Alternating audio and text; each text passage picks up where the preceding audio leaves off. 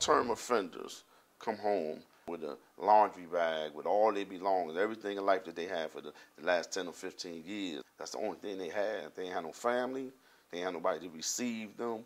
The only thing they had was a knit bag with a bunch of pictures and some legal work or things, mementos that they saved from the prison. And they have to come out here in the society and make that transition, and no tools or nobody's here to receive them.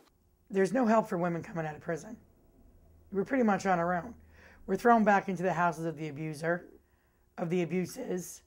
We're put back in our old neighborhoods, because I certainly was. You know, I was put back in the middle of drugs. Like when they put people on placement, people that don't have anywhere to go and the state has to put them on placement, they're putting them in areas that are drug infested. They're putting them in motels. You're going to take a recovering addict that has absolutely no support system and throw them in a crack den? Why? You're setting them up for failure. They really don't have a place to go. So they may get an old girlfriend that says, okay, you can stay here for 2 weeks. Now an aunt says you can stay here for 2 weeks. And they're bouncing around and there's no stability. They may be with a sister this week and be with a brother the following week, or be with a girlfriend, or even sleeping in a hallway. I had a friend that was released that had nowhere to go, and I didn't have anywhere for her to go either. I mean, I was sleeping on a couch in a church office. I don't have a place to stay. You know, I don't have a stable environment of my own. Like, I could probably go lay on my mother's couch, but who wants to do that? I'm a 40-year-old man. With so many doors shutting and not enough opportunities, then where's that going to lead me? What am I eventually going to be forced to do? If you don't have a place to live, no matter how much desire you have, that desire gets crushed when, before you can be concerned about a job, you're looking for a place to just have a roof over your head. So if we don't put in place some type of housing and be able to create jobs for them, they are going to go right back. That circle is going to go right back, and they're going right back into jail. They can sleep there. They got a bed. They can eat. They won't be hungry. It's better than being on the street. Do you know what the need is? It is horrible. We have to say no majority of the time. Reentry issues and the lack of resources is overwhelming. When you think about barriers and people coming out, most housing is private, regular housing, right? And the challenges with accessing that are that you're working with individual landlords. It tends to be very expensive. Transportation can be a challenge to get to places. For people with criminal justice backgrounds, they can't access if they have a felony conviction up to a certain amount of time. Often they can't access until a parole violation is complete. You can't access public housing if you have a drug conviction. I'm talking about a guy like myself who I sold drugs for a long time. That's my charge. And with that, in the system, you're not entitled to any kind of welfare benefits, cash welfare benefits. You're not entitled to any kind of TRA housing. So that puts us at a clear disadvantage. A lot of people coming home to no family. And if we don't have housing in place for them, they're going to the shelters. The same people that I'm talking to one day in jails are the same people that you're talking to the next day in shelter when they get out. So the effects that happen from institutions like jail onto shelters are that everybody gets sucked into the same type of social issues going on, and it tends to be a really combative, unsafe, challenging place to be. They're not supposed to let you or release you from prison unless you have an address. So they're like, all right, we'll put you in the shelter. Did good there for a little while until I came across these two girls that asked me one day, could I get them some heroin? And of course I said yes. Shelters make you leave in the morning. You can't come back until 5 p.m. You know, so you're looking at people then that are carrying around everything that they own between all the daytime hours. Go out and try to find a job. If you can't come home after 4 p.m. in the evening, you know, or 5 p.m. in the evening, you need to do interviews. What if you find a nighttime job? You can't take that, or you lose your place to live. So it is a real challenge. So the next best thing for them to do is hit the streets. I liked being outside. I liked knowing that I was safe. My back was against the wall. I could hide, sleep behind a dumpster. I survived on potato chips out in the street and Kool-Aid. People really think that I chose that life. You know, they're like, well, you don't have to be out here. You could go home anytime. But I couldn't. I didn't know how to stop doing drugs.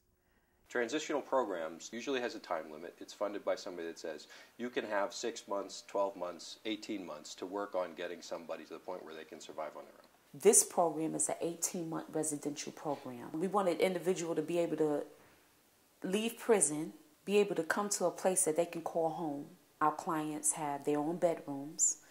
They have a kitchen, an eat-in kitchen. They can cook. From 9 to 5, they're not allowed in the building.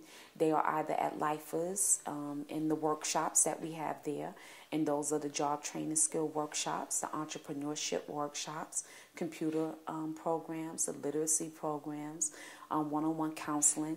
A lot of the problems that they're facing now is the drug use, the drug abuse. Addiction is a chronic recurring disease like hypertension and diabetes. So with addiction disease, you have to be very aware every day of your life of people, places, and things, who you talk to, where you go, what your job is.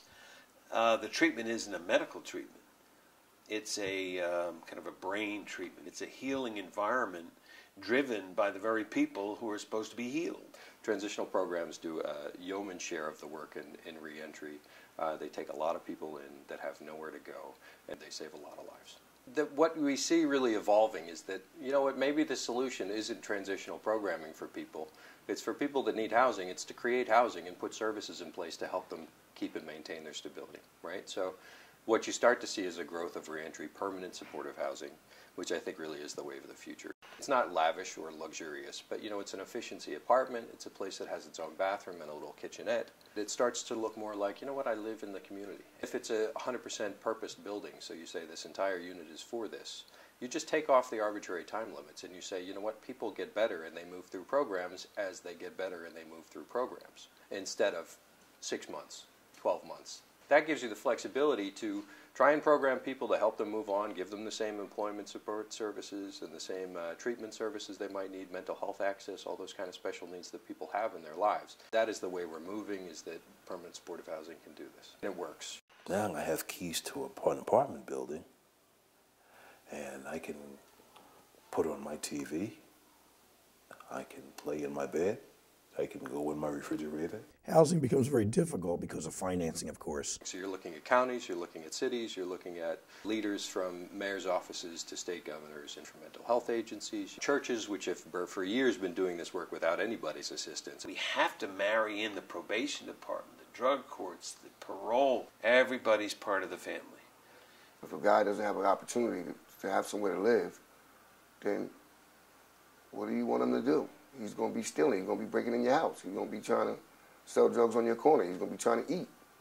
And if you don't have no other opportunities, what are you going to do? So you have to look at that. You have to try to give them something. These programs don't just improve public health, they improve public safety. You know, they reduce recidivism. They keep new crimes on the decrease. They really help people reintegrate, build communities, start to pay taxes. We should have the tools, and there should be programs available for them to get the help that they need to reintegrate back into society so they can become productive. If you do that, you can really start to focus on the people with the highest needs. You can take them out of these systems. You can save public dollars. You can reinvest that then into housing. When people band together, they can have a safe and warm and comfortable, clean place to eat, to grow, to develop, so you can help each other make that transition. Get them housing. Get them a job. Get income in their pocket. Change the way they think. And then give them hope for a future.